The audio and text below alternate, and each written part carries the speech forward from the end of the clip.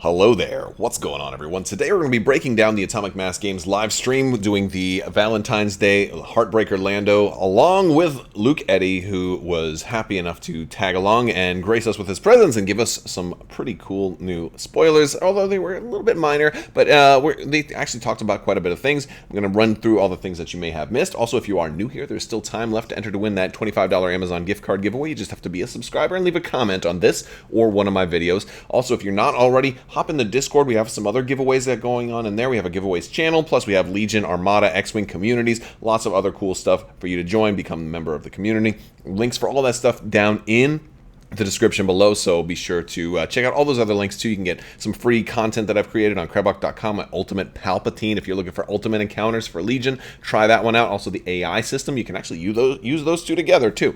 So a lot of cool stuff in the description below. Also t-shirt store, if you want to hop on the Teespring link and get yourself a mask, some socks, some shirts, faction shirts, all kinds of cool stuff like that. It's all in the description below.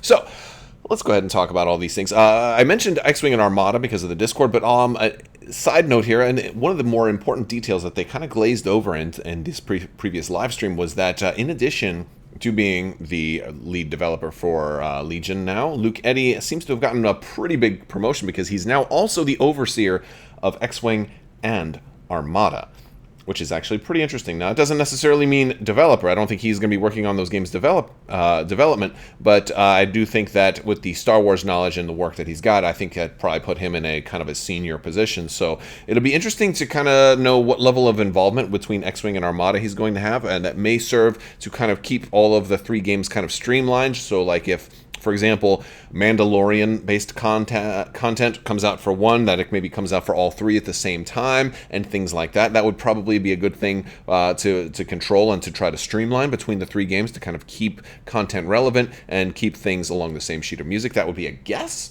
But I would love to have him on this show so we could actually talk about that. So Luke, if you're watching, I need to get you back on here. It took me like years to try to arrange that first interview. So let's start the 3-year countdown. Today, it's 2021. It's February. Hopefully before February of 2024, I can get you back on here. So we can, sit down and ask some questions, talk about all the games that we know and love and the beautiful Star Wars miniatures games.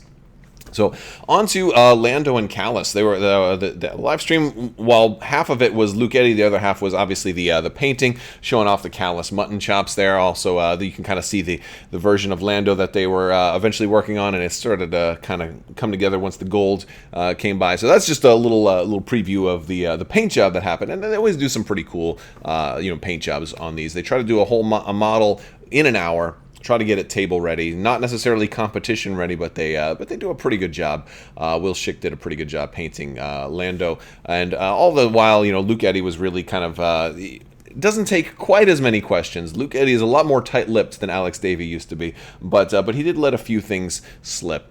So we talked a little bit about Lando and Callus.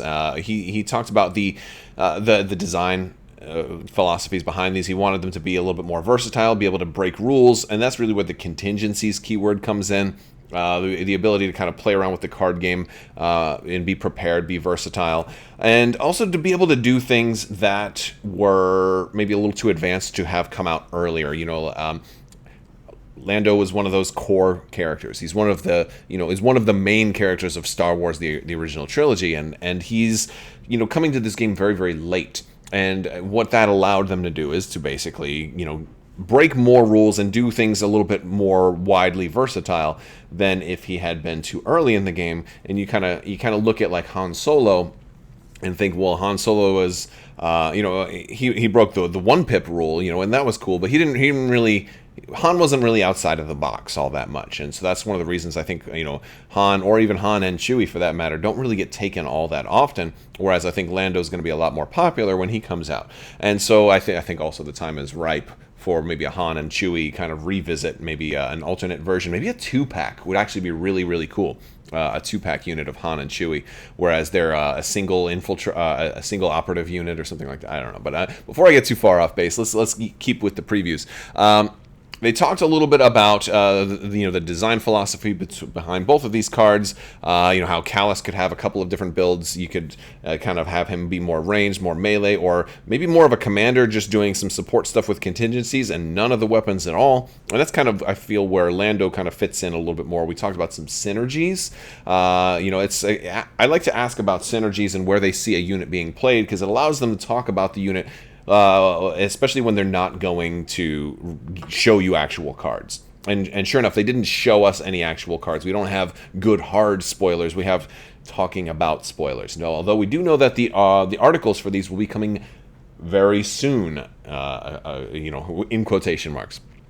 So we'll be on the lookout for those, and when those articles do come out, I will be sure to break them down for you, and we'll have new videos coming too. So hopefully, if you guys are here for Legion content, you're in the right place. So make sure you stick around. You can also click that bell down there that's below the video for alerts, so you don't miss out when new content comes out. So let's talk about the Flaw Cards, because I know a lot of people want to know about the Flaw Cards. They didn't give us the name of Lando's card, but they said that Lando's Flaw was based on him pushing his luck and maybe coming up unlucky. And that he said it could trigger earlier in the game if you're playing contingencies too often. So his contingencies is his kind of way of breaking the rules, and it's kind of his whole ace up his sleeve. Of course, that's one of the cards that we've already seen. And if he's doing it too much, if he's cheating too often, he's going to get caught, and that will be unfortunate. Now, based on how nasty the Flaw Cards aren't really, because they seems like they could be really, really bad, but they're not that bad. I don't think it's going to be as bad. I think what'll probably happen, it'll probably be something where he definitely goes last, like he loses initiative, and maybe issues an order to one less person or something to that extent, or maybe both. So getting caught cheating isn't going to get you killed or anything like that, but it is going to make it a little bit unfortunate. And that's kind of one of the things that was talked about. Now, Callus's Flaw card is, spoilers for Star Wars Rebels. If you haven't seen Star Wars Rebels, we'll try to keep it a little bit spoiler-free here. But basically, it's going to kind of represent a little bit of his character arc in that. They call it Developing Sympathies. He described the artwork. It shows him kind of looking at the ghost as they're taking off from the episode where him and Zeb were stranded on the moon, and he was kind of starting to have some second thoughts about pursuing these rebels. And he basically, the description that Luke gave us was that Callus can get in trouble if he attacks something on the turn that this card is played.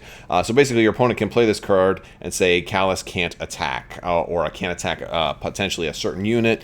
It's a little unclear if it targets a specific unit or if it just targets any unit. So basically, a Flaw card is going to incentivize Callus to be a little bit more of a pacifist for one turn. He still can attack it, but if he does, he'll get a penalty. My guess is if you want to attack it, you're going to take that penalty and go ahead and attack. So maybe Callus gets like a couple of extra suppression if he attacks your specific target or something along those lines. So that's kind of a little bit of what we have about the Flaw cards. As far as asking Luke about synergies, he did talk about Callus working well with Vader, as being able to be the commander to maybe bring in Operative Vader, also you gaining access to all of Vader's command cards, but still having access to other cards through contingencies. And in the same note, he mentioned that Luke is a good option to pair with Lando because of the 6 cards available with Operative Luke. Lando comes in, doesn't use his covert ops, doesn't deploy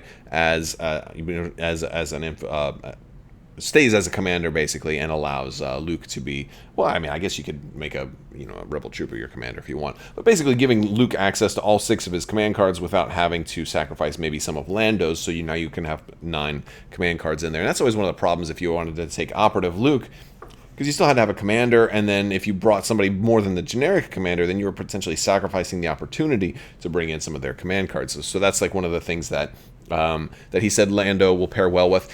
He did go on to say that Lando would pair well with Han and Chewie, citing command cards, and I wonder if that was more of a broader, because Han and Chewie directly, you're only sacrificing a single command card if you wanted to bring in Han, Chewie, and Lando, because Chewie's got a command card that only works with him and Luke, and then he's got one that only works with him and Leia, so he's only got one command card that really work with him and and Han. So it makes me wonder if maybe, Chewie will get. I mean, we know we're getting some more Wookiees in the next thing. So maybe Chewie will be getting some updated command cards, or maybe it's more of an allegory for if you wanted to do Lando and Han and Chewie and Operative Luke, or something like that. To do more varied combinations of stuff like that. So. Or maybe there's just another card that happens to pair well with Han and Chewie's, which would also be pretty cool. So I wouldn't mind that. I wouldn't mind there being alternative ways to bring some underpowered characters up to par. And I think Boba Fett probably needs some of the same kind of loving. So hopefully we'll see stuff like that. Maybe Callus will have a card that works well with Boba Fett. I could certainly see that being something good that happens. So. He also described, there's a little bit of stuff we learned about Lando, is that Lando has some command cards that will benefit if he's a little bit closer to the action. So some of his command cards will want him to be probably within range of enemies, or either that or supporting people who are in close range of enemies. So there's that. So that's one of the reasons you may want to deploy him farther forward. With covert ops. Also, we learned a little bit about some of the other cards that are going to be coming with these packs, because there's we've had a lot of Clone Wars stuff. There's been Rebel and Imperial players may not have had too many opportunities to get cards like Situational Awareness, Ascension Cables, Seize the Initiative, Portable Scanner, and then of course Inspiring Presence and Vigilance. Those are going to be available in both of these packs. And then also we did get some reminders about the March 18th through 20th mega stream event. They're going to be doing a whole lot of news from March 18th through March 20th. I will be bringing it to you. I'll be covering this stuff. I'm going to make sure that I am doing like live streams and lots of content. So I'll be, if you're, and part of that is like I think a Thursday and a Friday. So if you've got to work, you can't take the time off or whatever. I'll be bringing you guys that information as soon as possible during that weekend, because that's going to be probably where they announce all of the Legion stuff that just got leaked. Probably some more X-Wing and Armada stuff too.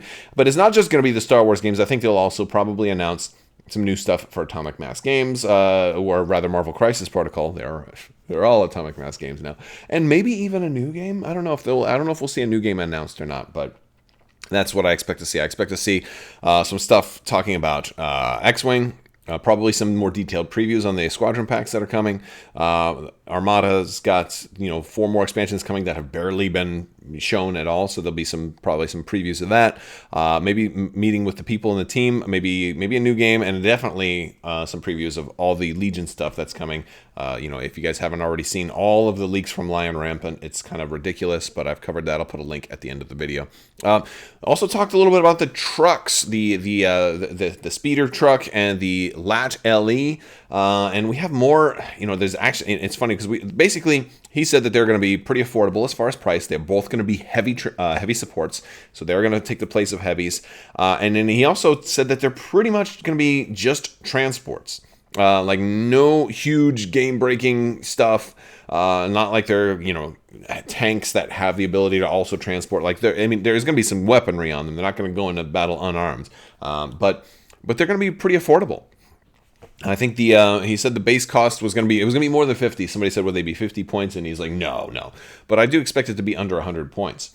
So my guess is somewhere around 80, between 80 and 90 is a good kind of guess for what these are. He did say there are going to be closed transports as well, which you could pretty much assume by looking at the design of them. And that's about it. Now, we have a little bit more that's going to be coming in the morning because actually there's some more information on the AA5 speeder truck that just dropped right as I was getting ready to record this. It's all from the Asmodee Germany site. So I'm going to be working on trying to get some translations done, and we'll bring a little bit of a closer look at the AA5 speeder truck tomorrow. So make sure you don't miss that. Make sure you click that subscribe button, the bell for alerts. Like the video if you like the video. Share the video with your friends. Let's talk about it. Hop in the Discord. I think Atomic Mass Games is doing a pretty good job so far with the regular streams and the communication. It's pretty nice. It's nice seeing just having an opportunity to talk with the company that's making the games that you love. And FFG is You know, L5R they just announced that's getting canceled now too. So I don't know. I don't know if FFG is a sinking ship or what's going on, but Atomic Mass Games is doing a good job so far, so I'm happy with him. All right, you guys, that's a real quick breakdown of everything that they talked about today. If you like this video, go ahead and give it a thumbs up. Let me know what you think down in the comments below. Big thanks to my patrons. You guys are absolutely amazing. I couldn't do this without your continued support, so thank you for continuing to support the channel. I will talk to you guys soon. Thank you so much, and as always, have a great day.